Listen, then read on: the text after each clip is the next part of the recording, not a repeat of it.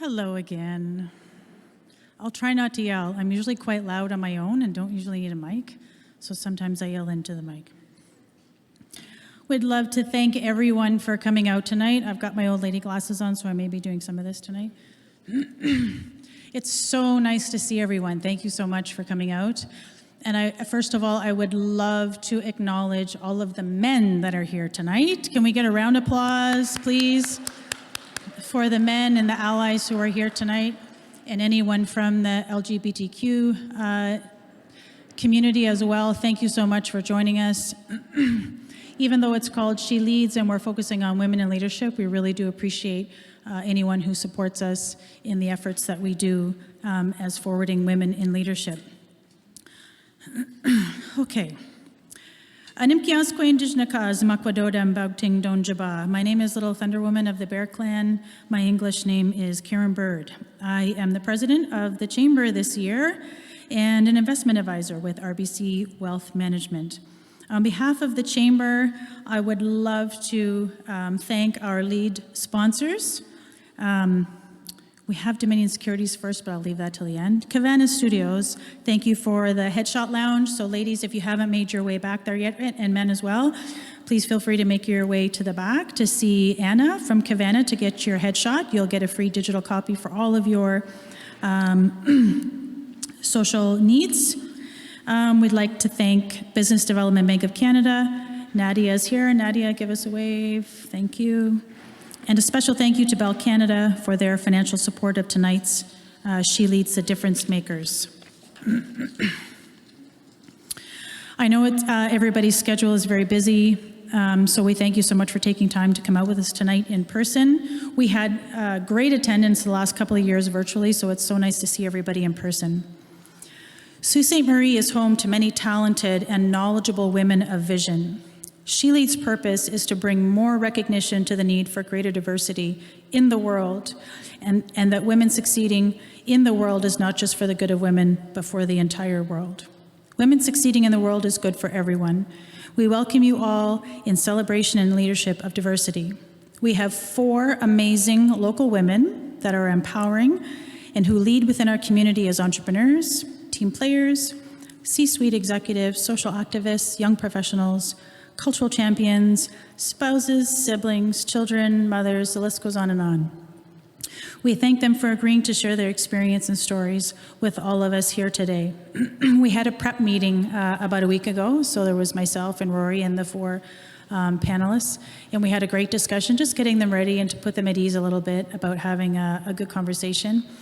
And it always surprises me when we gather these women together and we let them know, hey, you've been selected to come and sit with us and talk about leadership, how they don't feel that they're leaders or they don't recognize that in themselves. So I just want to thank those ladies for taking time out of their schedule to come with us tonight, and it will be very evident after you hear them speak, the leaders that they are. We also have several women leading business and organizations in the trade area. So we have our trade area in the back, and we hope that you'll take time to sit with each of them and engage this evening if you haven't done so already. We have a door prize to give away, courtesy of Bell Canada, and all you need to do is your She Leads bingo card. So hands up to anybody who's finished it already. Anybody that's done? There's a few, okay. There's more time. There's going to be an intermission about halfway through where you can work on your bingo card a bit more. Then there'll be a draw at the end of the night for that. There is a young lady in the room who is super determined to win the door prize. Where is she? Evie. Oh, she's in the washroom. I heard, okay. There's a young girl, so if a little young future leader comes up to you asking a question, please help her out filling out her card. We would like to take a moment to acknowledge the following special guests that are here tonight. We have some current board members that are with us. Katrina McMeekin, raise your hand. Katrina, I am blind. There she is, way in the back. We have Sherry Berlinghoff. Thank you, Sherry. Jason Nacarado. There he is, way in the back. Thank you. Salvatore Marchese. Thank you. Oh, I'm sorry. Say it for me. Marchese. Is that right? Marchese. Thank you. Ian Grant. That was an easy one. Thank you. Past presidents, again, Jason Nacaretto. And some previous Athena recipients. We have Lene Fragamini, who is also a board member. She's not able to make it tonight due to family responsibilities. We have Marilyn King, who is going to come up and speak for us, and myself. So now I would love to turn the podium over to Natalia McLean. Natalia has an MBA, a PGMP, a PMP, and all kinds of other acronyms. And she's the VP of Operations and Business Development at ATS, Algoma Technology Services. Please welcome Natalia to do our land acknowledgement.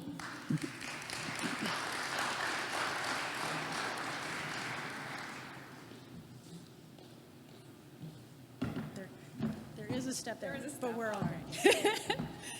Thank you so much, Karen. Okay. I want to acknowledge and recognize that we are here as a community and as a chamber holding this meeting on the traditional, territorial, and ancestral lands of the Ojibwe people from the Batchewana First Nations and Garden River, as well as the Métis people. To the Anishinaabe people, this sacred and spiritual place has been known since time immemorial as Bouting.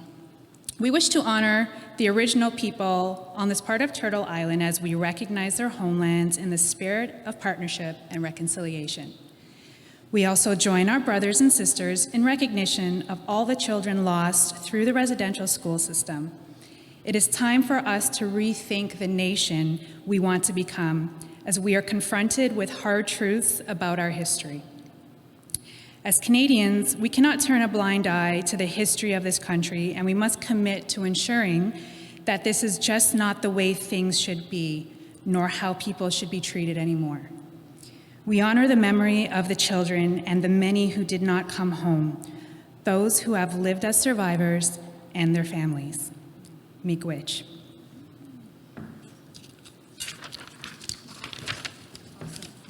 Stairs, there we go. Perfect. Miigwech, Natalia. Okay. I would like now to ask Marilyn King to come up to give a few words. She's going to do our opening remarks. Professionalism, commitment, compassion, inspiration are only a few of the words to describe Marilyn. In March of every year, we celebrated our Women in Business Breakfast, both International Women's Day and our Athena Leadership Award. The award was inspired by the goddess of Greek mythology, known for her strength, courage, wisdom, and enlightenment. The award is both unique in scope, local, national, and international, and is presented to a woman or man who is honored for professional excellence, community service, and for actively assisting women in their attainment of professional excellence and leadership skills. This year's award recipient is a role model for women with a professional career that has spanned almost 5 decades. In her vocation, she has worked as a nurse, served as a mentor, a leader for those who are entering this fulfilling and important career path. And at the post-secondary level, her career has allowed her to teach and share her knowledge, expertise, and experiences with hundreds of students who now work in the profession, caring for the sick, the vulnerable, the hurt, and the elderly.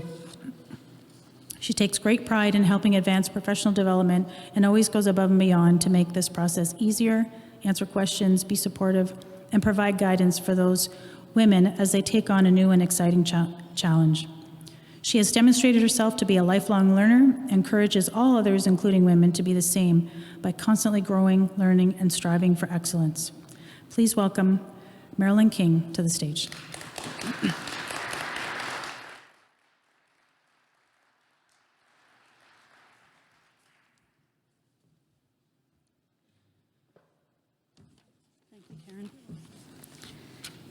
Thank you, everyone.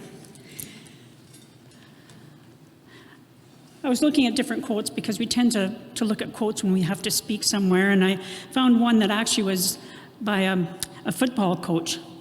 He said, "Leaders aren't born, they're made. And they're made just like anything else, through hard work. And that's the price we'll have to pay to achieve that goal, or any goal." And it really hit home for me because I never really labeled myself as a leader, just as was mentioned earlier, that The women that are coming up later were surprised because they didn't see themselves as leaders. And I don't think that we tend to accept that label easily. I mean, I grew up in the country about 25 miles from here, born on St. Joe. So it's not like I was born under a special star. When I look back at my life and think about what has occurred, this award has been an amazing gift. It really has. And I say that because it's made me take a look at what I've been able to do in my life and what I'd still like to do. When I looked at the 8 principles of enlightened leadership that the Athena Leadership Award represents, it reminded me a lot of my nursing career. Live authentically. And it's all about intention, right? We can go on life day to day, but we have to live authentically, be true to ourselves, decide the path that we want to take. Have I been one that set a goal of being a leader or being, as my current title is at the college, Interim Associate Vice President Academic? No. I had not thought of that in all these years, but life unfolds, and I've always decided to follow life as it unfolds and to go with my instincts. Recognizing the interconnectedness of all of us, I think, is hugely important. The synchronicity of life. I've crossed paths with people over the years. I've taught students who then have cared for me in hospital or cared for family members. I have worked with folks that I have taught before, and I still do work with folks that I taught before. And it's made me realize over the years that synchronicity is sometimes elusive. You don't really realize it's all happening. And then all of a sudden one day you'll realize that something happened, and it happened for a reason. You're put in a certain place at a certain time, and it all kind of comes to you in that moment. One of the biggest things about living authentically is being humble, because any time that we let our ego take over, we'll usually trip ourselves. So I think in a leadership role, it's incredibly important to keep that ego down and build the ego of others.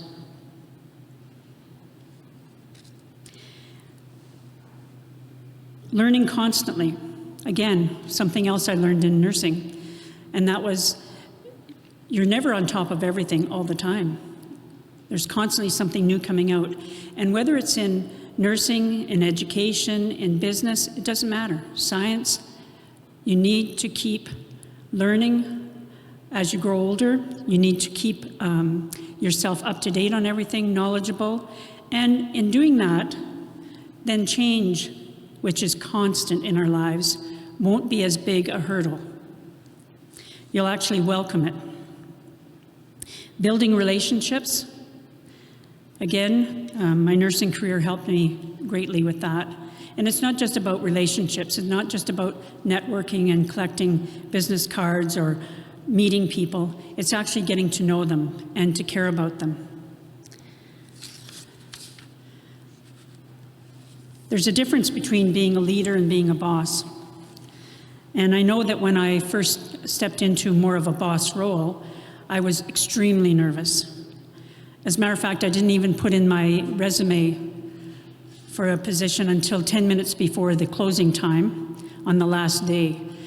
And what made me realize I should go ahead was I was at a conference and I turned around and I looked at everyone in the room and I thought, well, they're all doing it. So I thought, how hard can it be? Well, you do find that out as time goes on. It's also important to foster collaboration. It's not just collaboration in the sense of working between different partners, different companies, different departments, but collaborating even within your own team. And competitiveness has always been something that was commended in the past. I don't think it's as important now.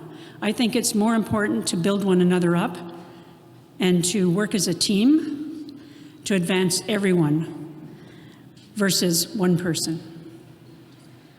Act courageously.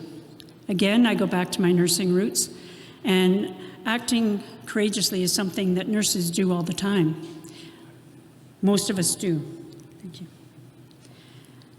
We don't think of it, though, because we always think that acting courageously is something that you see on the news, where someone saves a life out of a fast-flowing river. I couldn't do that. I would love to, but I do not swim well enough, and I would be another person that they would have to save out of that river. However, there are other ways that you can act courageously.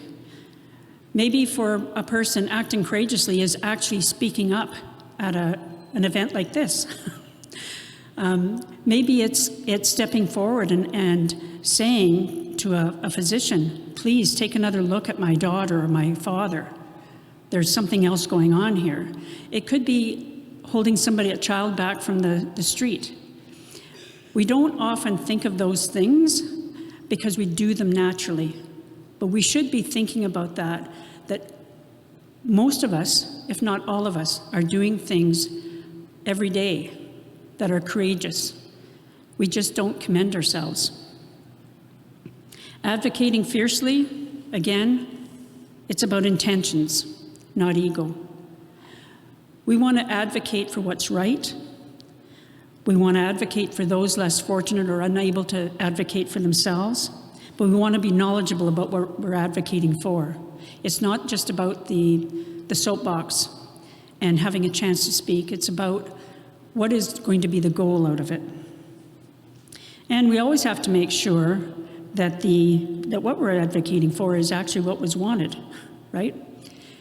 Like the story of the Boy Scout that wanted to help the lady across the street and she didn't want to go.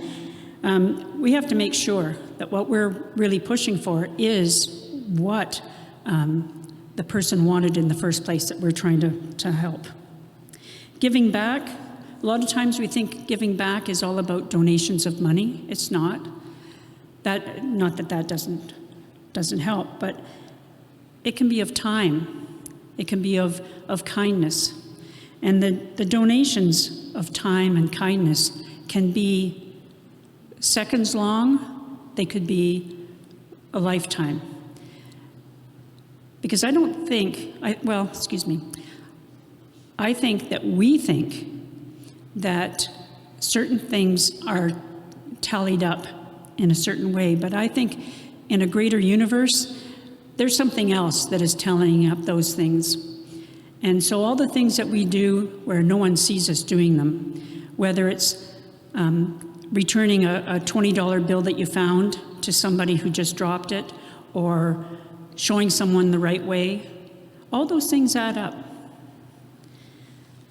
And it's the kindness and the intention that we use to do them that's important.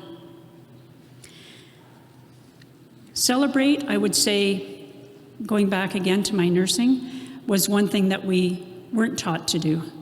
We weren't taught to celebrate the different things that we've done, and in looking back in my career, I spent over approximately 26 years in direct care in a variety of places, anywhere from medical surgical nursing to labor and delivery, home care,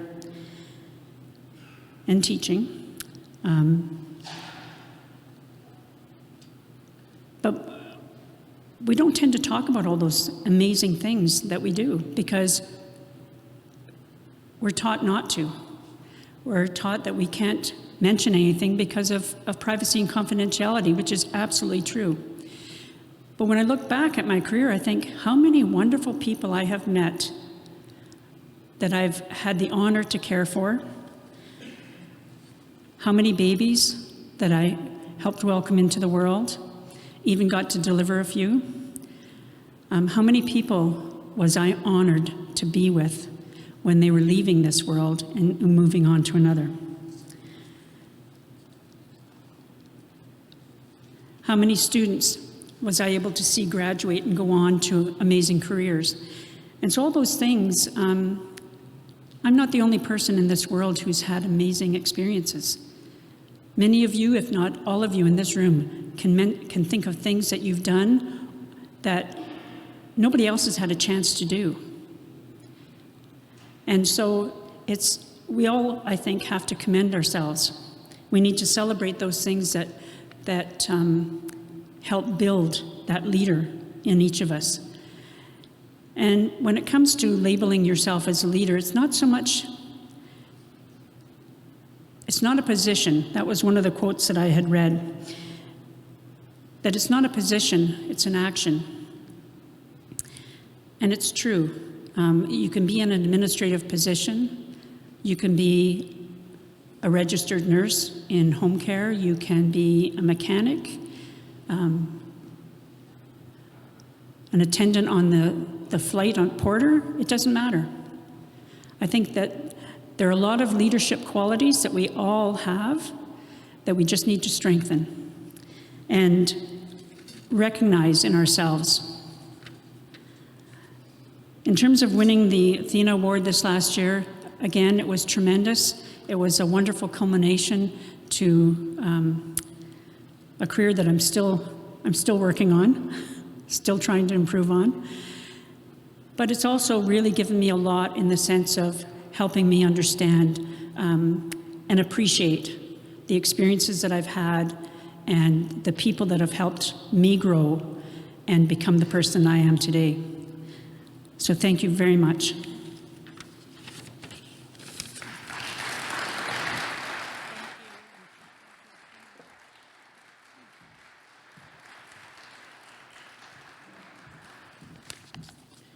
Thank you, Marilyn. That was amazing. Hitting on all of the different principles that we'll be talking about tonight. And I think sometimes, we get caught up in it's the Athena Award, but not really the reason behind the award and the things that people do in their life. And I love how you mentioned the circle of life, because nobody escapes that. Everyone hits the circle of life in some way, shape, or form. In my own family, my husband's mother passed away last week, and I drove feverishly here today to make it in time. So it's, you continue on. You're very thankful for the time that you have with people, and you continue on. You stole a little bit of thunder for the panels. That's okay. We'll just add more. We'll just get some more questions in there from my friend Louise, who loves to be prepared. I'm going to hit you with some new stuff.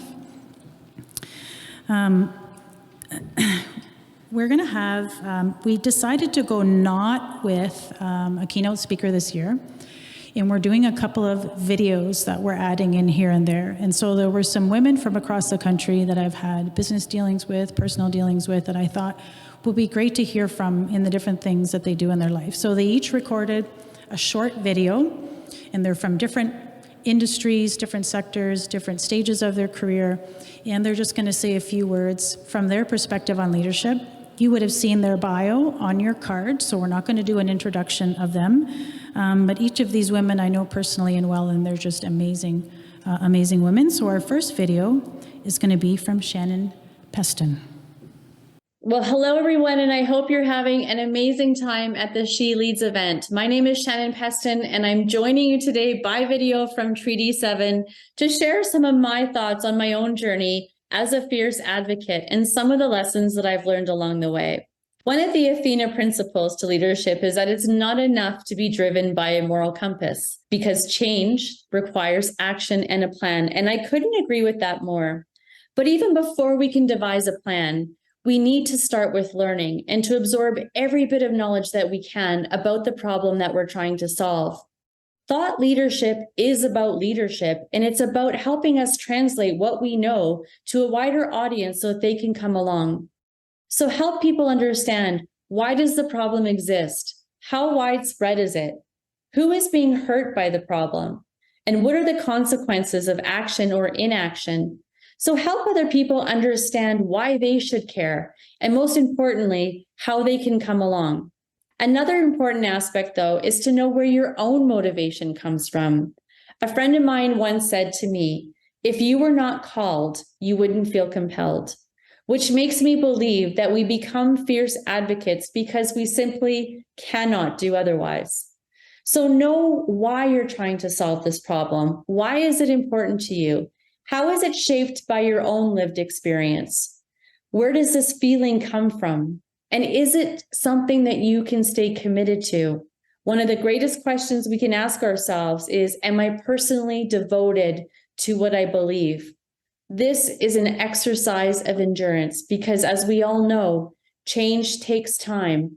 And those who can stay the distance are the ones that end up being successful in being able to move us along the change continuum. Another thing that I've learned is that I need to learn how to listen and how to ignore, because there's always going to be noise and distractions and barriers and naysayers. Change can often feel like a conflict zone, and it's so important that we find those collaborative wins. But to do that, we have to be able to know what information we're actually going to take in and what information we need to not bring into the fold. Another element is to experience this as a journey. There are going to be moments along your path where you question absolutely everything. There will be moments of doubt, frustration, hurt, and maybe even betrayal.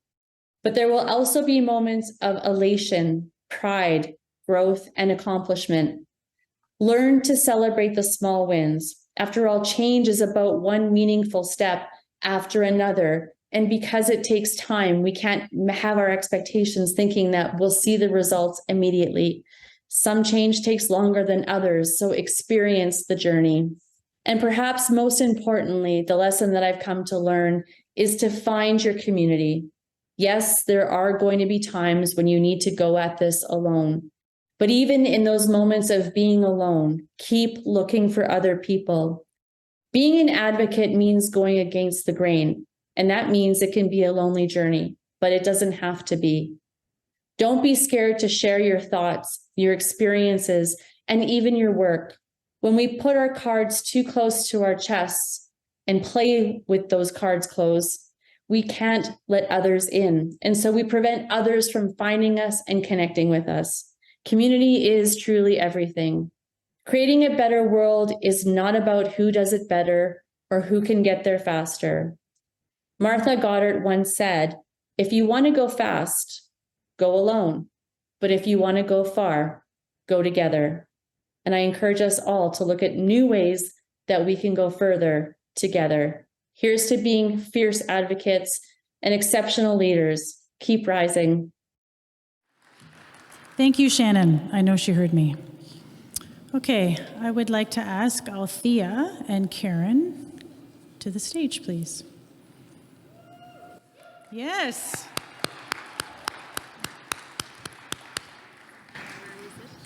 Nope. Oh, that's right. On the other side. There we go. We have some water there for you. Can you hear me? Am I mic'd up? No? Okay, there we go. Oh, okay. Before we get started, I wanted to tell a couple of little stories about Althea and Karen. They didn't know this was going to happen, so surprise. Althea, I'll start with Althea. So it was 2016, and I had just started my job as an investment advisor, and I was getting my face out there so that everybody knew who I was. I think I've done a pretty good job of that. But I was just starting then, and we were at a Take 5, and it was at the water tower. And I look way across the room, and I see this lady standing by herself. Nobody's talking to her, nobody's gathering around her, and she's just smiling, and she's looking so happy, and and I thought, I need to go and talk to her. I need to let her know she's not by herself. So I went up and I introduced myself, and we just started chit-chatting, and I pull her out to stuff all the time. And so Althea it was an interesting story that she told me about her business, and I just thought it was amazing how she just literally picked up her life and moved to Sault Ste. Marie and started to expand her business. So it's an amazing, that in itself is an amazing story. Karen, I don't know if you remember, but I was attending some Sioux Women in Business events, and there was a networking event, and you were doing a presentation on Twinkie. And it was very early on and when you were promoting your foundation. And I remember we kind of went around the room, we were talking about things, and there were some tears shed that day because people were talking about how personally they felt what you were talking about, whether it was with their own family or family members that they had that had experienced something to do, with what your foundation does. And it was just a very moving event. And then we had lunch. I have to know who this woman is, and we had lunch after, and it just kind of went from there. So when we were thinking about the two Athena leadership principles tonight around give back and celebrate for the first panel, I thought no two better ladies to sit and talk about this. But before we get started, so you have your bio on their cards, but I had asked them to think of 3 words to describe yourself that is in addition to the bio that we don't know about, or something that would give us some more detail into who you are. So I'll start with Karen. 3 words to describe yourself. So no explanation, just 3 words. Just give the words. Okay, so the 3 words I chose were enthusiastic, curious, and authentic. I would agree with all of those, definitely. Good. Althea. I'm sorry, guys. I have a little. It's okay. Yeah. Okay. I read the bio, and one thing I noticed wasn't mentioned in there, that I am a mother Yes. of 3. So I hold that dear to me, being a mother. It shows how caring I am, and not just for my kids, but for the community. And I love, and I'm enthusiastic as well. Yeah. Awesome. Yep. Love. That would Yeah. definitely be a word I would use to describe you. So the 2 Athena leadership principles that we're going to talk to these ladies about is give back and celebrate. And Marilyn did a great job of describing a little bit about those as well. I'm going to go through and read a little bit here. There is a book written about the Athena leadership principles. If any of you have time to take a look at that, it's also on Audible. Athena leaders give back to offer committed services to colleagues, community, and the world. It is simple and untroubled, even in a time when needs are great and solutions are elusive. Even when our efforts seem like a drop in the bucket, insignificant or pointless, we do it because it's the right thing to do. Athena leaders give to create worthy and lasting contributions, creating success that will give more traction to advancing the greater good. Celebration is not simply about occasions. Athena leaders celebrate by gathering people together when they have something sad, painful, or final to commemorate. It's about talking. It's about taking the time to share and then elevating, creating action, and forging lasting bonds. Celebration is used to promote a sense of shared purpose, to express their commitment to transforming what is into what can be. In celebrating, we replant our feet in the circle of humanity. And that was what Marilyn had mentioned as well. So for each of you, and I'll start with Althea, please define for me what you think of when you think of community. Community is caring for each other.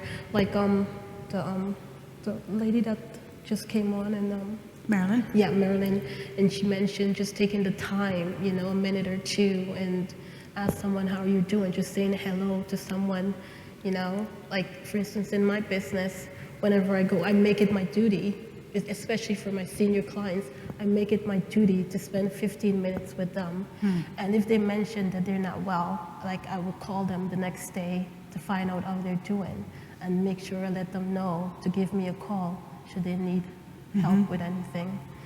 So it's again caring for everyone, not just friends and relatives, but everyone. For everyone.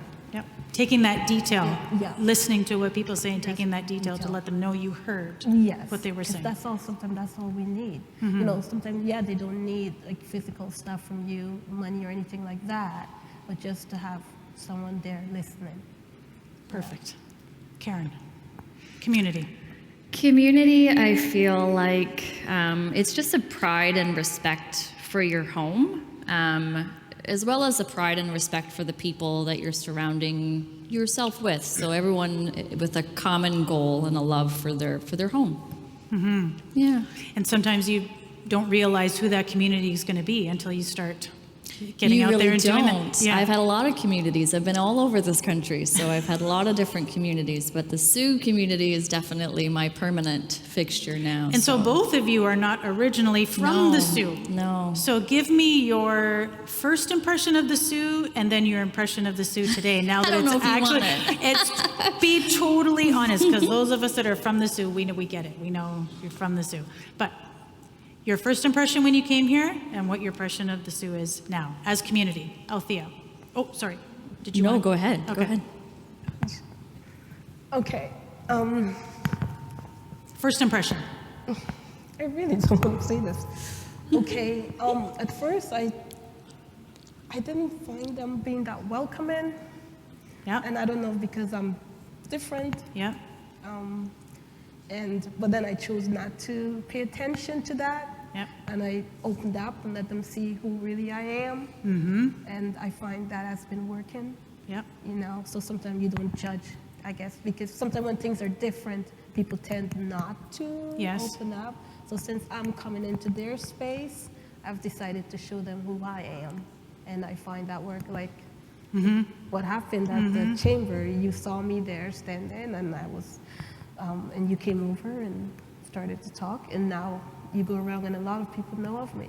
Awesome. Yeah. And that's both sides, right? So even though you were feeling a certain way, you were still consistent. You know what? I want to be here. I Yes. want to be a part of this community. And so you just continued and people saw you. Yeah, and now I would say I love it. The people are loving. They're so friendly. Like the Thrive group, the Thrive tour group. Yep. She called. She's like, "Oh, you're gonna be on the one of the speaker. I'm definitely coming and support you." Awesome. And there's so many people. Even my friend Jane.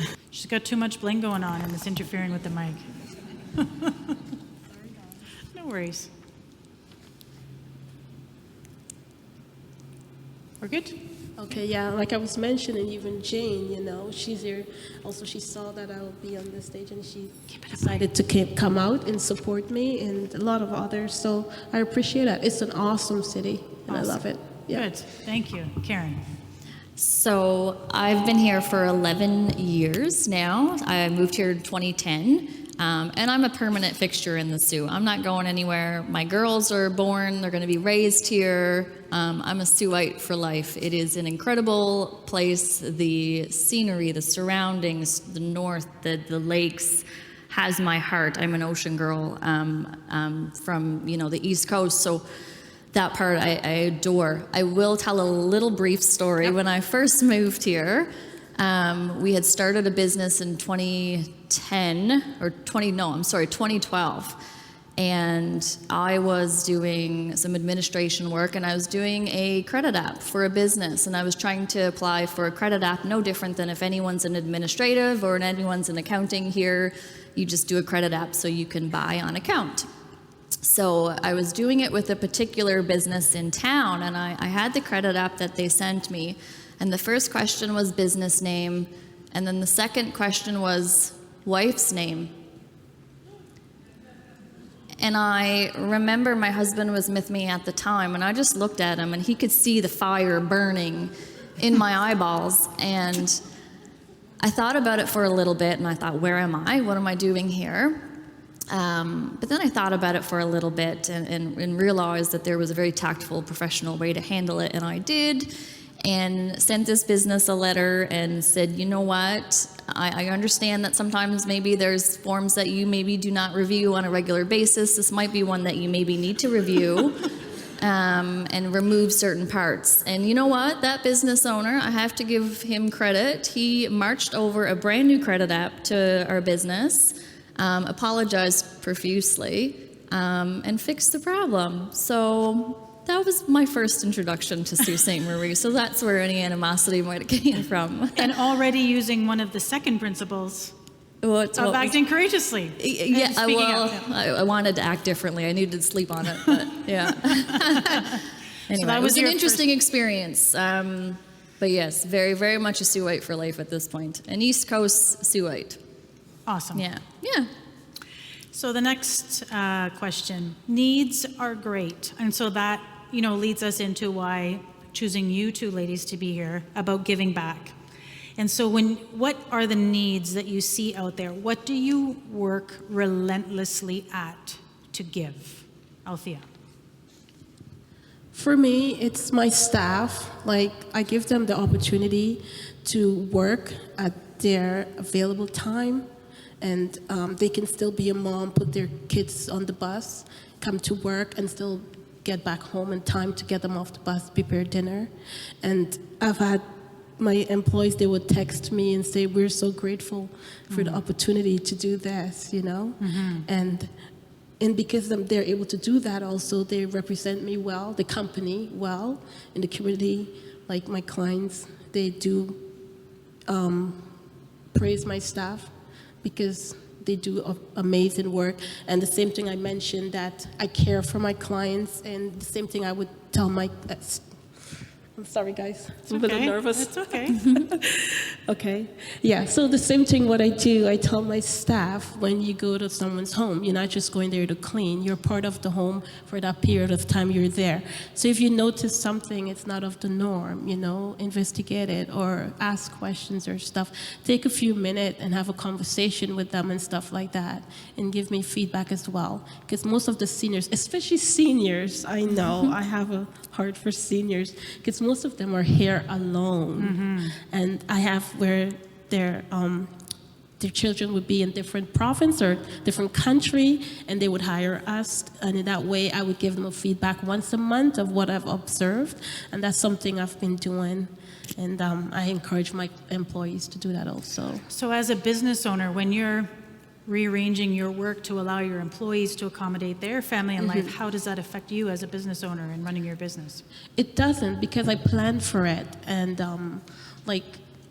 instead if a job would take like 3 hours, like 3 hours, I would tell them, okay, you have 3 hours and 15 minutes or 3 hours and 30 minutes, because I want them to take that extra time to do those. So flexible, it allows you to remain, even though you're being flexible for them, it allows you as a business to be, That's right. to be flexible. Yeah, it's planning ahead.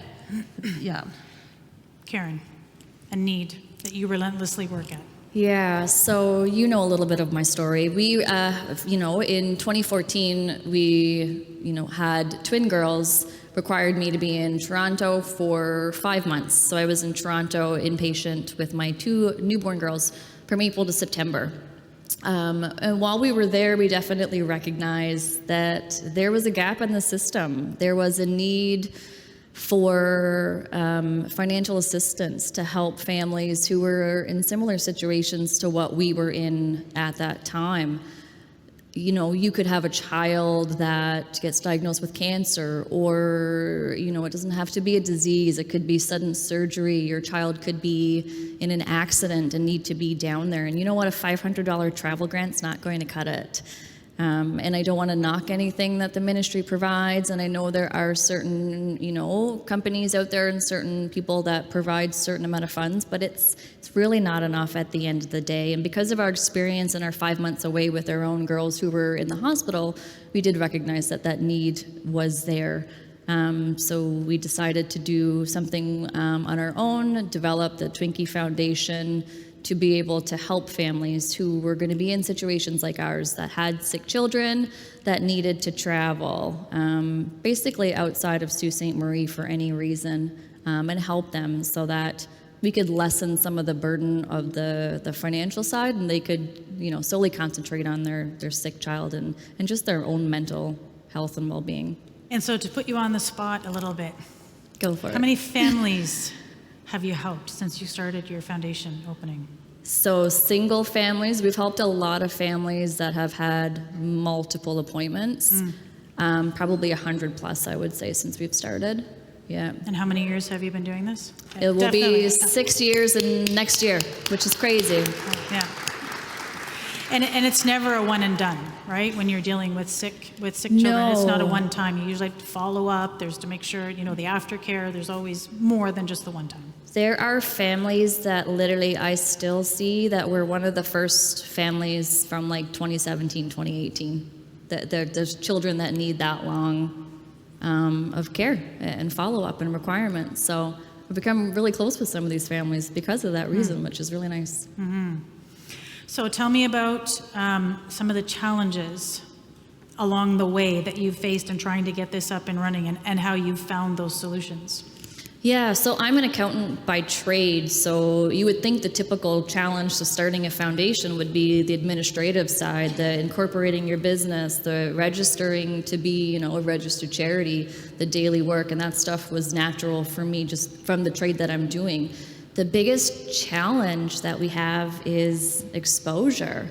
Half the families that we have that come see us have no idea that we exist, and I guarantee you there's several of you in this room that have no idea really what the Twinkie Foundation is, or maybe even have never heard of it. So events like this are really important to be able to, share what we do. So if I ask of anyone today that's here, as you learn throughout the night what the Twinkie Foundation is, feel free to come up and ask me questions after, for sure. Share what you know. If you recognize a family that might need help, for sure, share my info and share what we do, because we can have all the funds that, exist in the world, but it doesn't mean anything if the families don't know we exist to use it. Apparently TikTok is a thing that gets stuff out there. Yeah, no, I'm not good Maybe at you TikTok. should make some TikToks. I don't know. I try. Oh, I can't. Tammy. Yeah. Tammy, get me your IT girl. Where's Tammy? I think she's at her booth. The challenges that you've faced in creating the solutions for your job. Because I'm sure when you started your business, there would have been a way that you had organized things. And as you were going along and seeing the women that you were recruiting or looking for to help you in your business, or the workers that you were, trying to hire, and what they were expressing they needed. So tell us about some of the challenges that you faced along the way in your solutions. That is true. Attendance, the big one. And that's where it came in. I decided to, when I hire someone, I would say, you give me your availability. But your days and the time you can eat. If, like I have employees now that works just in the morning. So I have them from 9 to 1, or from 1 to 5. Or some of them work once a week or twice a week. At least I know I have them for that day. And what I would tell them, now you're giving me your availability. You have to make sure you're available on those days, because I am booking the job to suit your time that you gave me. So it's kind of like putting the power in their hand, and it's been working ever since. And another thing I do for the employees who do not drive, because another thing, they use the bus as an excuse, saying, oh, the bus was late, or I missed the bus and stuff like that. And so I would pick them up at a certain point, especially if it's on their way to the job. So the day before, I would look at the schedule and see where they have to go. And then I would say, meet me here. Sometimes it's passing their home. So I'll say, I'll pick you up from your home at so time. And I don't know that every business owner could do that to make sure that they're employed, but that's amazing that you do that. It works though, right? Because in the past, many times you'll be waiting and they're not there, and they're like, oh, I missed the bus, so I have to take the next bus. And then what do you do and stuff like that? And there are times when they do have to take the bus, but these are the things that I have implemented, that where I would pick them up on the way, or again, have them give me their availability. When we were talking originally, you had mentioned to me that you hire a lot of newcomers. Yeah. So talk to me a little bit about that, about some of the challenges that you face with newcomers, or the positives with that. Well, the challenge with the newcomers, because with the newcomers that I've hired, language is the barrier. So I had to sacrifice a lot of my rules and stuff like that, because English wasn't their strong point. And now they are taking English classes and they're adjusting to English. And now I'm implementing my rules, and I'm having a little bit of difficulty with that, because they're used to things that I was doing when they first started. And then when they first started was the pandemic time, where a lot of stuff was not of the norm too. So we're kind of having a little challenge there, adjusting back to the way I run my business. And why are you passionate about hiring newcomers? Yeah, because I was once a newcomer. That's reason enough. That's reason enough. You've been there and you've done that. And so you know what it takes to get where you are, and you're providing them opportunity. Yes. That's awesome. Karen, changes from the time that you've started your foundation to today, some of the changes that you've seen and how you've had to run the foundation or the things that you've had to do. So it changes always. I mean, I had never run a charity when I started in 2017. Really had no idea how it happened. So when I incorporated in January of 17, I really spent those 4 months, every spare minute I could take, learning everything that I could learn, getting the website, getting our board of directors, getting our board manual, getting everything lined up, you know, all of our ducks in a row, just so that when we went live in April of 17, we could have got an application, you know, the next day and we were ready to go. So it constantly evolves, it constantly changes with, you know, different mandates provided from the government in terms of how to run a charity. One of the neat changes that obviously I've seen, and, you know, I talked about maybe lack of exposure, but one of the cool things that I've seen is actually just people that I know, and more often than not, people that I don't know, doing fundraisers, doing online promotions, you know, businesses donating part of their proceeds, that I just come across every now and then, which was You mean really, to your foundation, really neat. donating to your foundation? To the Twinkie Foundation. Oh, very good. So that's been really cool because... And you'll get a phone call and they'll say, by the way, we held a fundraiser last night and we'd like to give you a check. Exactly. Oh, like it that's amazing. happens weekly probably at this point. So That's amazing. that's been a really cool change because obviously that didn't happen at the beginning, right? Because nobody knew again that we were here. So that's been a neat change for sure. In as much as you feel comfortable to share, tell us about a painful moment that brought you to a place of celebration. As we've redefined celebration tonight. And think about a time where you were working on your foundation and it felt like, I don't know. I don't know if this is going to go. I don't know if we can make this happen. I don't know if we're sustainable. And then something changed where you were able to celebrate that. So I'm not sure there was ever a point where I thought this wasn't going to work, to be honest. You know, in terms of a painful moment, you know, I go back to why the foundation started. And to keep it brief as possible, I had mentioned that, you know, I was 5 months in Toronto, but there was one particular painful moment that's the reason that, you know, the Twinkie Foundation exists, and I'll try to keep it concise in 3 different parts.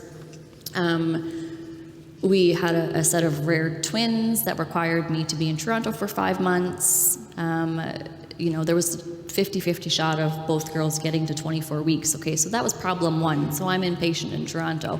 Problem 2, twin A, Charlie, gets diagnosed with a heart condition. So with the type of pregnancy that we had, we needed to be delivering at 32 weeks. The girls were safer on the outside than they were on the inside at 32 weeks. So we needed Charlie to be as big as possible so that she could survive open heart surgery, because sick kids don't do open heart surgery on a baby that's less than 5.5 pounds, which is wild to think about. Problem number 3 came about when the other twin got diagnosed with something called a ventricular megaly. So the ventricles in her brain were quite enlarged. A normal measurement for the ventricles in your brain are 8 to 10 millimeters. Hers was measuring at 16. So, you know, in terms of talking about painful, they were telling us then we needed to get those girls out because the longer Georgia was in utero, the greater the risk there was for ventricular megaly, returning into hydrocephalus, turning into permanent brain damage. So on the morning of May 25th, we were meeting. Myself, my husband was flying down from Toronto or from the Sioux. We were meeting with our pregnancy specialist from Mount Sinai and our pediatric cardiologist from Sick Kids. And we were meeting and we were deciding that day, do we take the girls now to save Georgia, or do we take the girls at 32 weeks to save Charlie? So in terms of painful moments, that's what comes to mind. And on the morning of May 25th, I should add, my water broke at 6 a.m. and both girls were here by 8 a.m. So they made the decision for us. But in terms of painful moments, I always go back to that moment, and that's kind of the reason that the Twinkie Foundation exists. Again, we recognize that. Can you imagine, upon all of that stress and all of that worry, you're not sure if you can make your mortgage payment or you're going to have a house to go back to. So, those painful moments to go to that's the reason why that Twinkie Foundation exists today. That's an amazing, amazing story. And I think whenever we come across those causes or those organizations that really touch us in a way that you can only understand if you've been through that, I think we forget to realize sometimes that the awesome place that organization is years later and offering this help was born out of a moment like that, where you had to make a choice. And that, brings us back to some of the principles where we're talking about leadership. You're in this moment where it's a life-changing moment and you can choose to let it affect you in a way that's not great, or you can choose to turn it into something where you're able to affect other people and help make that change. When we were talking about tonight and getting ready and giving back, you had mentioned that you do some giving to women's shelter and whatnot. Can you share a little bit about that? The reason why I hold the women's shelter really dear to my heart.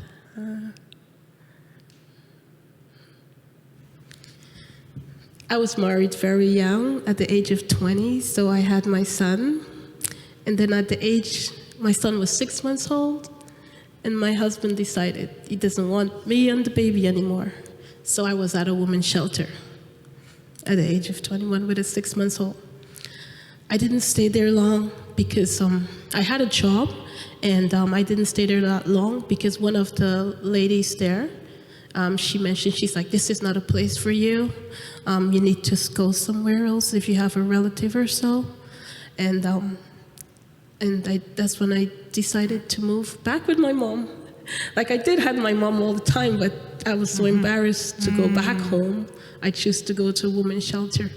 And everything happens for a reason, because I've been there, I lived it, I seen it, and it's really dear to my heart. And my goal is to one day actually to go back to my country, which is Guyana, and to have some sort of organization, to help young girls, and that's where also Sparkle Clean comes into. It's me helping women to help themselves. Yep. Amazing. And when you hear that story and the evolution of that, I have no doubt we will see something in Guyana at some point with your name on it. Yeah. How you relentlessly work at all of that, and how you accommodate your life and your business to help those women in different places. And unfortunately, there are too many women that are in places like that, but so glad that they exist to help women as they transition from one place to another. So thank you for all that you do for that. We only have a few minutes left, so I'm going to ask each lady, I'll start with Althea, if you could give a woman any advice, if you had a young woman in front of you and she was asking you for advice on how do I give back and celebrate what I do, how do I be a part of my community, how do I contribute and lead myself, what advice would you give her?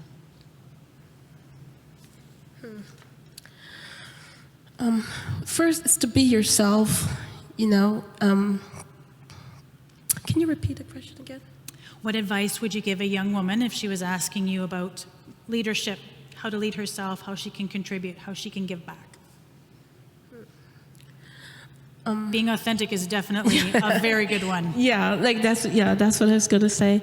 To be a leader, you have to be set by example, and you have to have good moral values. For me, I get more of my values from my belief. I'm a Christian, so my Christian beliefs, and I have so much passion for humanity, just for life, and just to do unto others like you would like them to do to you, and lead by example. And Those are great. Respect for other people. yeah, and be respect. authentic. Yes, that's correct. Definitely. Yeah. Definitely. Thank you. Karen. Definitely what Althea said. I mean, you are the only you there is. That's, the very first piece of advice I would ever give to any, young woman that wants to do her own thing and be a leader. Because it is true, there's no other you. I would also say, fake it till you make it. If you're not confident, pretend that you are, and you know what, eventually you will be. You'll get there. Confidence is an art form, but it's something that I think can take you a lot of places. Anyone in this room can have their own skill set, can, learn things, and so can you. Don't limit yourself. You can do anything, whether you think you can or can't. Yeah, you can do anything you want to do. Awesome. Oh, keep going. Hello? Yeah, one thing I would like to add, ask for help. Always ask for help. All they can say is either yes or no, but at least you ask. Definitely. And I think sometimes when we think of leadership, we think that means you have to do it alone. You have to be ahead by yourself, but nobody does it. I need that advice. I need that help. I think we all need that advice. So thank you so much, ladies, for speaking with us today. We are going to, I don't have my agenda in front of me, but I'm thinking we're doing intermission. I'm looking for a Rory nod from somewhere. I don't see him. I'm going to get up. As I had said before, we were doing a few videos throughout the evening. So we have our second video. And the next lady is Magnolia Perrin. We're going to have her video up, and then after that, we'll start our second panel. Good evening. It's an honor to be asked to share a few words on women in leadership. When I think about leadership, I always think about my grandma. She was fierce but loving. She was stubborn because she knew what she wanted and she wasn't afraid to go after it. And she was honest, sometimes too honest, but that was because she cared and wanted to push people to be the best versions of themselves. These traits that my grandma displayed speak to the essence of what it means to be a woman in leadership, and are often required if we as women, especially BIPOC women, want to be in leadership roles, because we have to work a lot harder than our male peers to show our value and prove ourselves. As mothers, aunties, innovators, entrepreneurs, and community builders, women are building success for themselves, their families, and their communities, and are tackling a lot of the world's social and environmental problems that we face today. I have been privileged to work in an organization that has committed to uplifting Indigenous women in business. And I get to meet with Indigenous women from across the country, listen and hear their stories, and I can tell you that these women are succeeding because they are strong and resilient, they are acting as role models for others, and most importantly, they value relationships, connections, and sharing above all else. It's not just about building a profitable business, but one that aligns with their culture and values and has a positive impact on people and the planet. In the spirit of celebration, I wanted to highlight some really empowering statistics from our research on Indigenous women's entrepreneurship. In 2016, Indigenous women made up 41% of all the self-employed Indigenous people in Canada, and that grew 46% since 2011. Further, of the women that we surveyed, 78% started their business using their own personal savings. These women stated that they wanted to get into business for greater freedom, to pursue a passion, and for economic independence and to generate income for their family. These women are creating jobs in their communities, they're acting as role models and inspiring other women and young girls in our communities to see entrepreneurship as a possible career path. Indigenous women are fundamental to their community health. When their families experience these changes, the health of the whole community improves. So we at NACA have committed to increasing the number of Indigenous women accessing financing through our network by 50% by 2025. And to achieve this, we're developing tools, resources, and services to Indigenous women entrepreneurs, including workshops and training, advisory services, mentorship, grants, and microloans. And most importantly, it's not about trying to change women to fit into the system, but it's about changing the system to create the conditions that allow Indigenous women and all women to thrive. So a big Nawagoa, or thank you so much for all your strength, innovation, creativity, and being here today to celebrate Indigenous women in leadership and women generally. I hope you find this event inspiring and it helps you learn, grow, connect, and continue to do the great work you do. Thank you.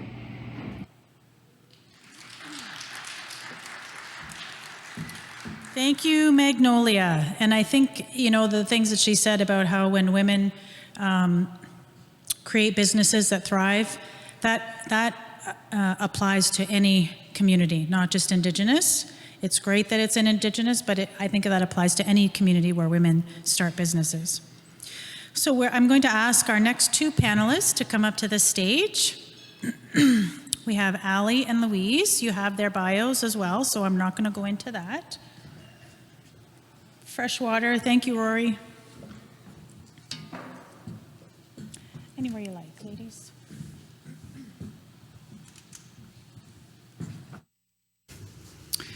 And so we will start off with the same way that we started with the other two ladies. 3 words to describe yourself to add to the bio. Allie. Okay, I just want to make sure everyone can hear me. Keep talking. The 3 words that I chose were curious, adaptable, and flexible. Nice. Louise. Principled, supportive, and decisive. Principled, supportive, decisive. Very nice. We're going to go through, so this panel is act courageously and advocate fiercely. So I'm going to read a few words about those 2 Athena principles. Courage is not just what we traditionally see as grand heroics, acts in the face of life-threatening situations. Athena leaders give themselves permission to own their acts of courage. The smallest everyday act, an ethical choice, a quietly kept promise. Courage is not the absence of fear, but the strength to act wisely when we are most afraid. Athena leaders become fierce advocates because they simply cannot do otherwise. They are passionate and personally devoted to what they believe. They refuse to be distracted. They have their moral compass in one hand and their action plan in the other. Fierce advocacy, when tempered with respect, generates a force for good. They go alone when they must, but they are often joined by others with a sense of shared purpose. So in thinking about your own journey, let's start with you, Louise. Tell us about an act of courage that stands out in your mind. I have owned the business that I run for 25 years, and there have been many ups and downs. And the biggest was the pandemic. So we do a lot of classroom teaching, and one by one, it all fell apart, right? There was nothing left. And so I had to make a really difficult decision, because I'm not tech savvy, or I wasn't tech savvy, but I'm pretty good now running those Zoom classes. But I had to decide, is it sink or swim? Are we going to go forward or not? And with that, we're moving the entire company digital, and it's something that I could never have imagined, but it took a lot. And probably something you hadn't thought of Never before the pandemic. It wasn't never an in a million option years. at that point. Yeah. No, didn't know what Zoom was, didn't know Teams, nothing, none of that. And now it's how we function and thrive. And so looking back on that moment when you decided to do that, tell me a little bit about internally what was happening when you, okay, we're going to jump. How did you feel? In the beginning, it was, I didn't know what to do. I didn't know how to do it. I didn't know that it was even possible. A lot of our courses and our leading courses are ministry ones, and so they didn't have any way for us to do it. We weren't allowed to. And so they had to allow that first, and then they gave us rules to follow. And small business, I'm competing, and the rules are the same for businesses of 500 people and 50 people. And so I had to also convince them that we could do it with a team of 2 or 3, and that what they were wanting us to do, they wanted our IT department to, well, we don't have an IT department. I'm the IT department. I'm the developer. I'm the trainer. So we had to prove to them that we could do it. So it was a tough go in that respect as well. So when we think about the advocating fiercely, if you could boil down how you advocated for yourself in that moment, what one phrase would you boil that down to? There was no choice. It was sink or swim. It was going to be either close the business, walk away, or keep going. We're going to do this. We're going to do it. And then the decisive person that I am, once I make a decision, then we go. And then there was no looking back, because it had to work. There was no choice. It was going forward. Perfect. Ali, a challenge. So I think my biggest challenge was actually getting into the workforce. I remember I took my 2 years in college as a metal fabricator, and I remember right after that I graduated, and I'm like, well, I'm supposed to get a job now. How do you get a job? Well, you have to apply. So I remember thinking, well, I feel like girls don't do that. So I kind of doubted myself. It actually took me a few months to apply to some jobs and get the courage to go in, because obviously you have to do an interview and a weld test. So they have to make sure you're eligible for that. And I just remember thinking, well, in high school, I was in a sewing class. I wasn't thinking, no, like, okay, I took my welding class, I took my 2 years in metal fab. I'm ready for this.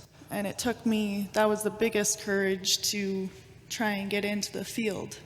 And what were some of when you went to those jobs, after you got your mind ready and, okay, I've done what I need to do, I know I'm qualified, I'm going to go and apply for these jobs, what were some of the obstacles or challenges that you faced? Because you're in an industry that's primarily men.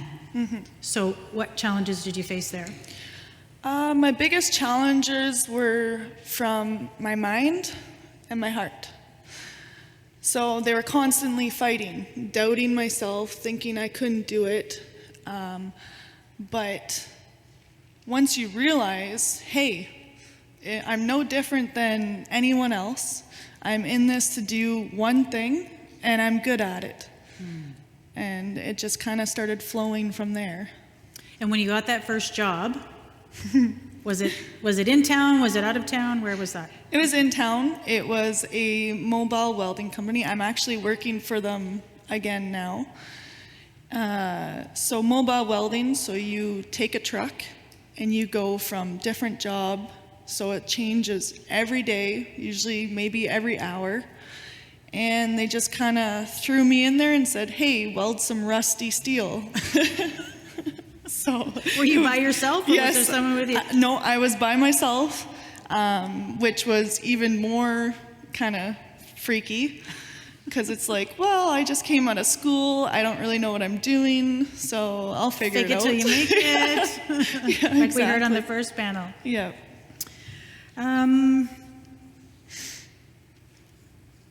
Tell us how this sector that you're in inherently creates moments that you have to act with courage. So we've kind of talked about it a little bit, but you've had several jobs now in different places. Yeah.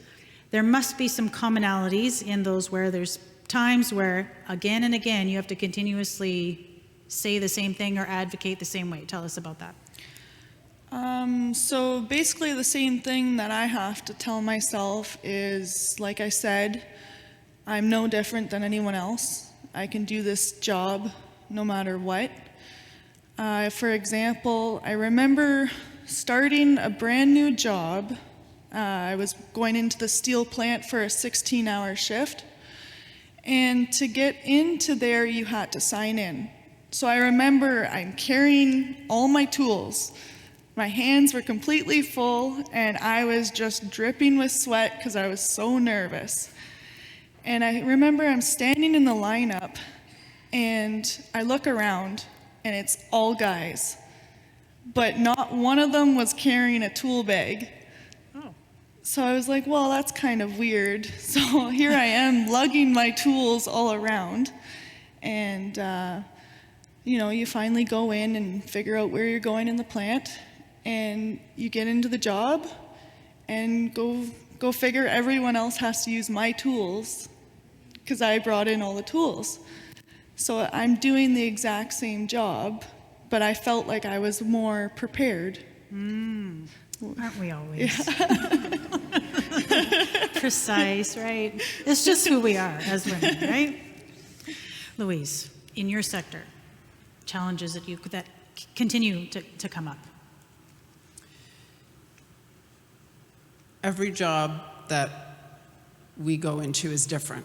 So for me, the challenge is getting to know the people, getting to know the work, getting to learn about their challenges. And the biggest challenge is being in a work environment that I know nothing about. So the brand new one. So I picture myself on a construction site in BC or in a mine and literally saying to myself, what am I doing here and how did I get myself into this? But I got into it and did well and continued to do that kind of work, but it takes the courage to continue on with that. And do you find it gets easier? Of course. It gets easier to find the courage. Do you find it quicker? Do you learn how to navigate things? Because now there's the skills, there's the building skills, and now there's the confidence. So confidence, that's exactly. the key. That's the big, so that's what's changed, and knowing and understanding what I bring to the table, but also what I don't bring to the table.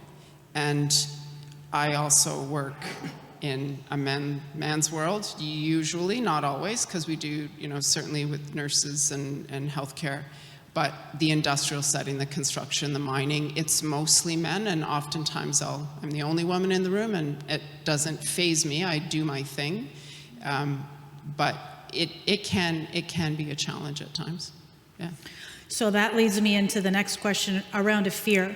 Maybe a fear in the beginning that you may have had that is now transformed into a strength. Yep. And you've kind of alluded to that already, but give us some more detail on that.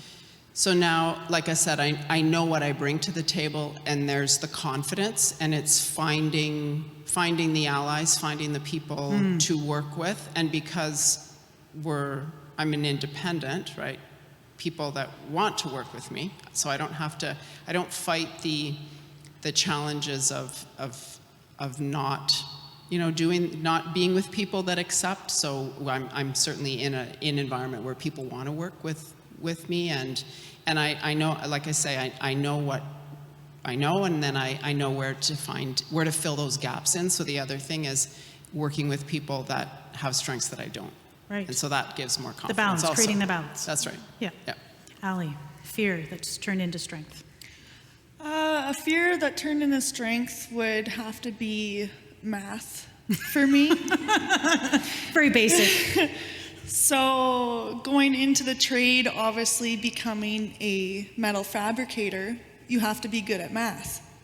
I was not. And I still am not, but I have progressed a lot better than when I first started. What I mean by math is you have to be able to read a blueprint, and sometimes the engineer won't give you every little detail. So you have to figure out, okay, you got to figure out the equations for every little thing. So that comes in handy. Why don't you just call him? Just call the engineer and say, hey, what did you... I wished. He'd be like, no, it's on you. But definitely the math was a big thing for me. And so where does your courage come from?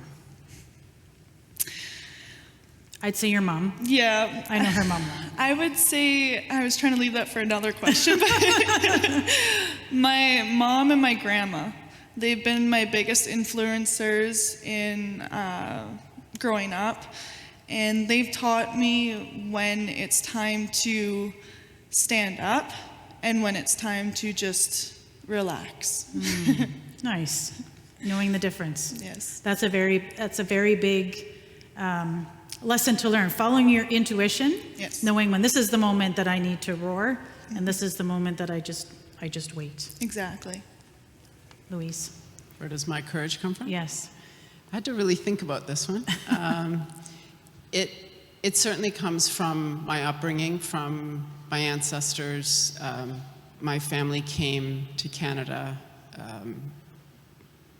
with nothing, right? They came, Dad was a welder for 35 years at Algoma Steel. My mom went to university and started at Algoma U at 35 and ended up with her PhD, and family's here. That gives that solid upbringing, and they had courage, so we learned courage. And then education brought courage and knowledge, and then surrounding myself with strong people. My husband's here tonight, my kids are here tonight, people I work with, my staff's here tonight. Very so nice. It's building that community of people that support me, that continues to give me courage to digitize the company and go forward and do things that I would never be able to do on my own, but with that support, it all happens. And I think there's so many people in our lives that through living their own life and making their own decisions, teach us courage. And first of all, they don't know they're teaching it, and we don't know we're learning it. We just know that's how you survive, that's what you do. And so that leads into the next question. And you're just recognizing your courage as I ask you to answer that question. Right. So then, do you consider yourself a person who advocates fiercely? Would you use that as a way to describe yourself? Or was it something you had to think about when we gave you a hint of what we were going to ask? That one was easy. I am absolutely an advocate, and it's the nursing. And I advocate at work, I advocate in my personal life, I advocate for children, for families, and support where I can. And it's an everyday part of the work that I do. I'm always advocating for. So it's like second nature almost It is. to you It's just. now. That's something you do. It's what the business is all about. It's advocating for worker rights. It's advocating for mental health in the workplace. It's advocating for safe work. And did you find you learned that skill first at work, and then it just kind of went into the other pieces of your life, or because of how you were raised, it was already there? It's just it was always there, and it's what attracted me to nursing, and it just is who I am. It's a fabric of who I am, and it's allowed. I feel so blessed to be able to run a company where I can do that every day my way, and not come up against the barriers where I can't do it, because when I can't do it, those companies don't want to work with us, right? So the only companies I work with are the ones where the values They're are embracing the same. what you bring. Exactly. Yeah. That's why they want us. So it's just it's amazing. It's been really it's been a blessing. Awesome. Yeah. Ali, so advocating fiercely. You're newer in your career than Louise, but you have done, several different jobs. Did you think, or did you realize, when you were thinking about, okay, I have to go and apply for these jobs now, I'm going to have to be an advocate for women. I'm going to have to show up and be a role model. Like, tell me about how you think about yourself advocating. At first, I honestly didn't think anything about that. I didn't realize that I would not see a single woman in the workforce. I remember walking around different sites, job sites, and finally I start to click in. I'm like, I have not seen one girl. And it starts to click in when I have to go pee. Because it's like, where's the women's washrooms? And then as I'm going through jobs throughout the years, I start seeing more women Yep. joining the force, and I go up to them and I say, hey, this is awesome.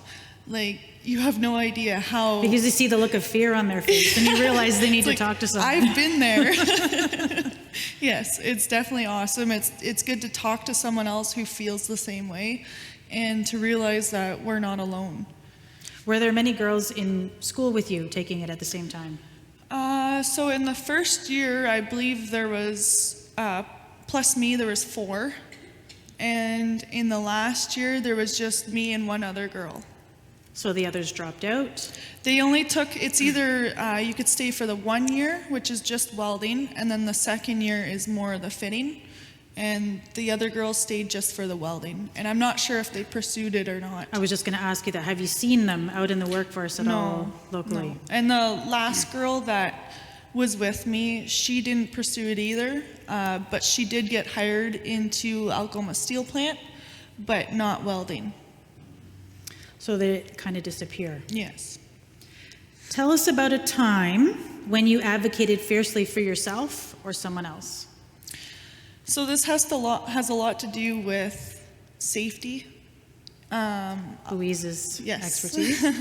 We have some things in common. Definitely. So I find I have to advocate a lot for the guys I work with. Because there'll be a lot of younger guys, like younger than me, starting out, and they don't know all of the hazards that are in a workplace. And some guy will say, oh, that plate is, they don't realize how much it weighs, but 120 pounds. Pick it up by yourself. Well, no, you can use a forklift. And then they'd be like, oh, well, I can do it. Or they would be like, oh, they'd come up to me and say, oh, it's just because you're a girl. No, I'll show you how to pick it up with a forklift. I won't do it by hand. So it's a lot of stuff like kind of safety stuff like that. Mm-hmm. That is not the answer I was expecting. Thank you for surprising me tonight. I surprised myself too. Advocating, Louise. For yourself or someone else? Because you've talked about how you do that a lot. Maybe a very specific situation. So many. Even just this week, in conversations at one of the workplaces I taught at, and there was something they were stuck on, and it kind of went around and around, and I said, okay, so who here has the power? Who has the authority? Let's come up with the action item. And it was general training, but we kind of got off on a tangent, which we often do, and it was important. It had to do with chemicals and what had to happen. And I knew there was power in the room, but I needed to land it there. I wasn't sure which one it was, but I knew it could land. And so I needed to kind of move on with the training, but also who's going to take care of this and where's it going to go? And in doing that, I was advocating for the workers who clearly had been unsuccessful, but the end of the conversation was, okay, this individual will deal with this and they have the ability to do it. But it was a little bit of maneuvering to get it there. And it wasn't so much advocating for them, but advocating enough for them to be able to stand up and take on that role. Someone take charge here, yes, please. And identify. It was that, yes. yeah. Yes. Yeah. And so how has advocacy, and you've hinted to this a little bit already, how has advocacy changed the landscape of your life? Because I know a lot of us take work home.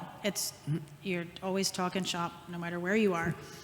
And we talked a little bit about, when did you learn advocacy? Was it before work? Was it after work? But talk a little bit about how that affects both parts of your life.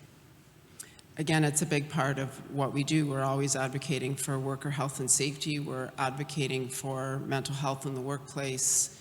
And it's always there. It's when we're writing policies. It's when we're writing SOPs. It's when we're meeting people in the workplace and was at a site and they're welding. And I'm asking, okay, so I'm not a welder, but you tell me, like, do we not need ventilation in here? Right? And I know the answer. Yeah, don't worry about it. It's Who needs fine, lungs? right? It's all Like, good. But by asking the supposedly naive question, I get to the answer, I can put it in a report, and I'm helping 10 people in this shop that don't have a voice. So it's learning the rules to find the way to get the voice, and I know that by putting it in a report that now goes to an individual that's going to go to their head office, then, oh wow, look at this, we have to. And then I can quote legislation and yada yada, but it's finding the way to do it because those 10 individuals in that shop clearly didn't have their voice.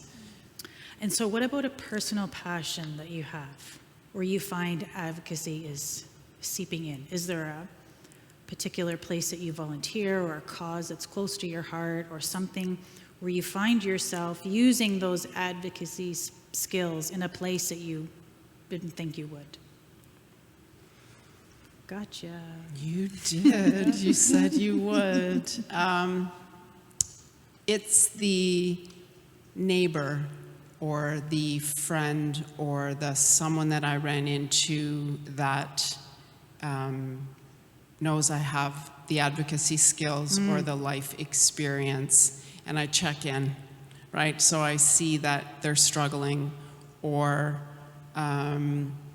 someone will reach out recently to one of my daughters to say, hey, would your mom mind talking to me about, sure, come on over for coffee.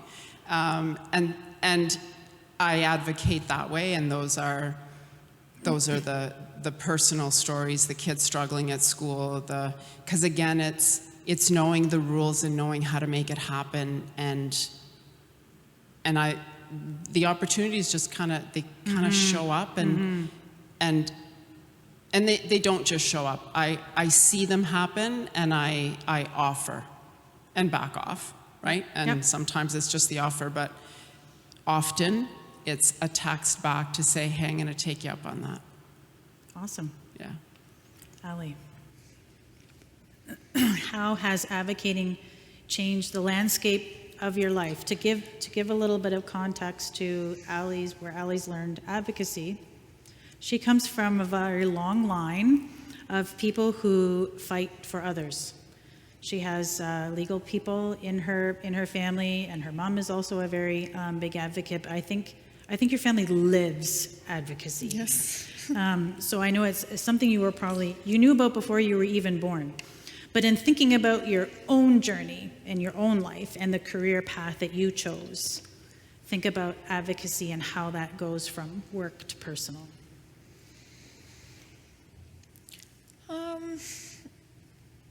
I think it shows me that I have a voice and I shouldn't be afraid to use it. Seeing that, I can help others get into a different workforce or help others just gain courage really changes my personal life because it makes me feel great that I can actually help someone, because I personally would struggle with stuff and you want to look up to someone else, whereas that's where I'd look up to my mom and my grandma and I'd see them strong, and so I just know how it is to need someone. Awesome. That's like one of the most important things I think we've heard. And so tell us specifically about a time that you advocated for someone, a situation.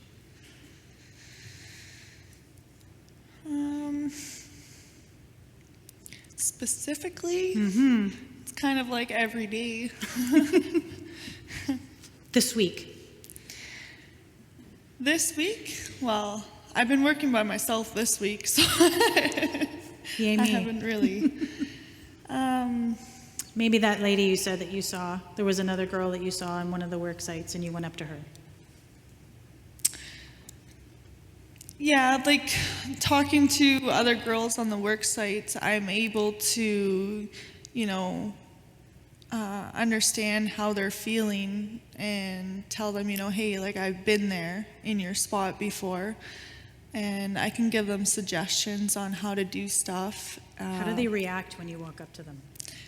They act surprised.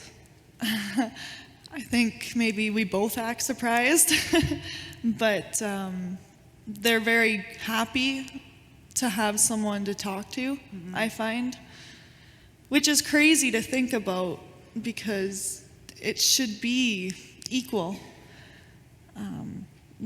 Actually, I just read an article today. I'll say a little bit quick about that. An article came out today about Canadian women in the workforce, and only 6% surveyed in proper PPE on how we have to wear men's PPE and how it is so large on us that most of the hazards are caused from tripping, getting caught on it. And it blew my mind that there was only 6% of women that surveyed on it. Because you think it would be something they would want to talk about more, to Definitely. keep themselves safe. Definitely. So there's definitely some work to do in the self-advocacy for the women in your Definitely. sector. Yes. If you had one piece of advice, Louise, that you could give someone about advocacy, about learning the skill of advocating, whether it's for yourself or for someone else, what advice would you give? Follow your heart.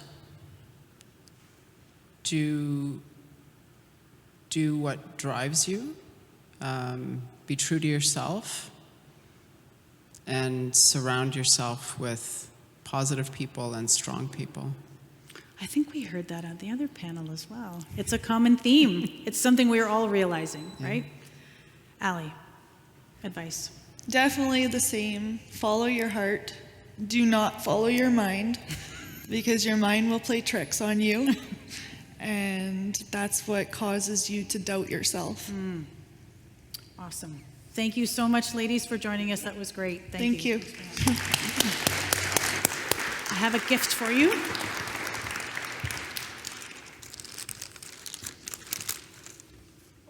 Thank you so much. Those are for you. This next video is from Shelley Clark at Tenaris.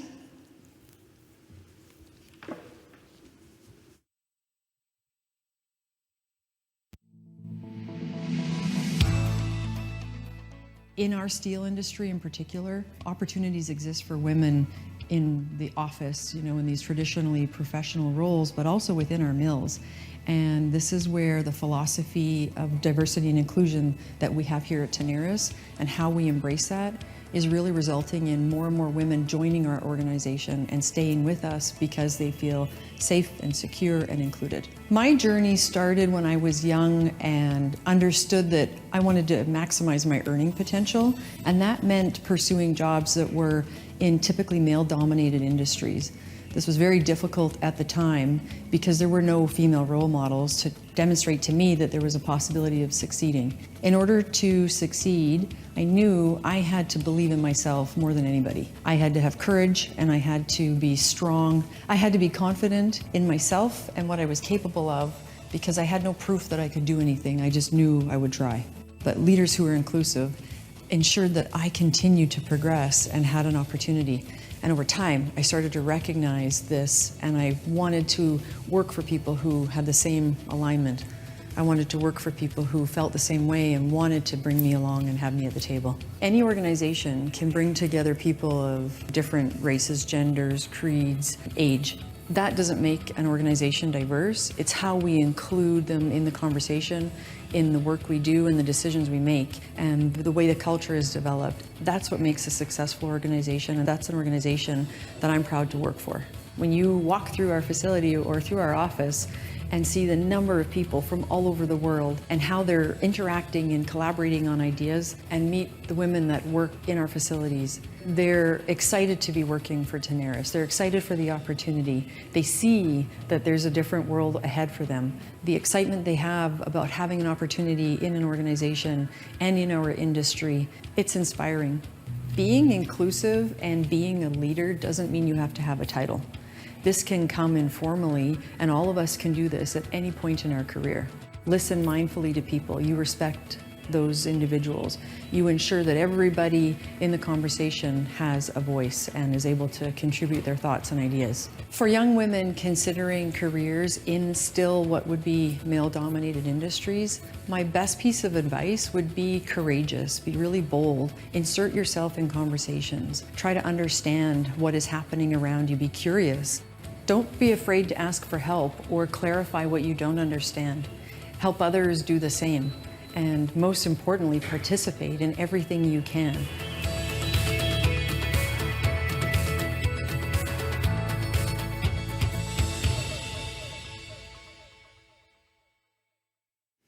You think we would have coordinated that or given everybody a script. We've heard the same things over and over reinforced tonight about being courageous, insert yourself, be authentic, don't be afraid.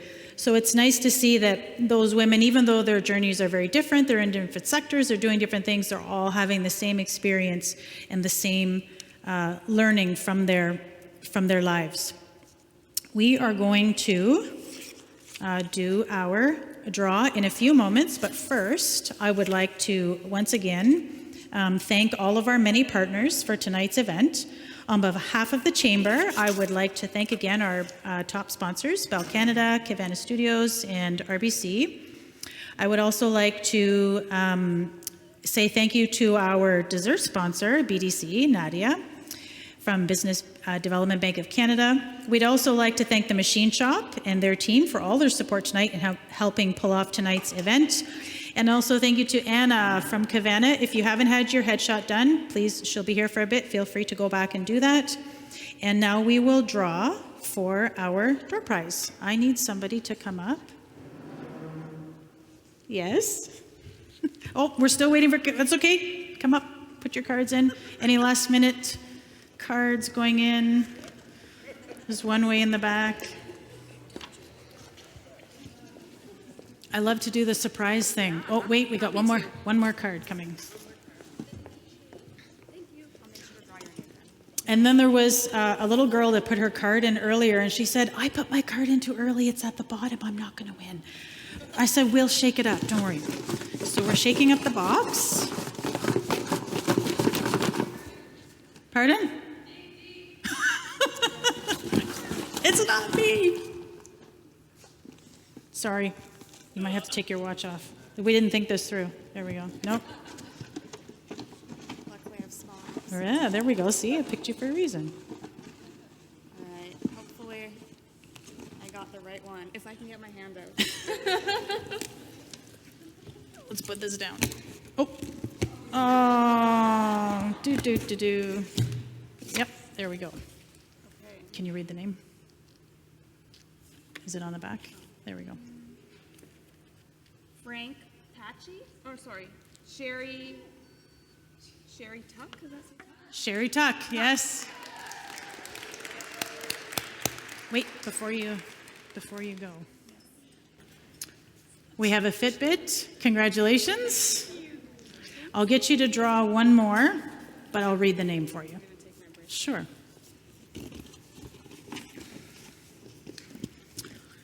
And so we had so many, I'll read the second one. And so we had so many great submissions tonight, we wanted to offer a second prize. And so our second winner is Evie Corbier. Yay! And so Evie, we have something very special for you. We're gonna give you a gift card for the mall so you can go shop till you drop, but we'll get that to you later, okay? So I'll make sure your dad gets it, okay? Okay.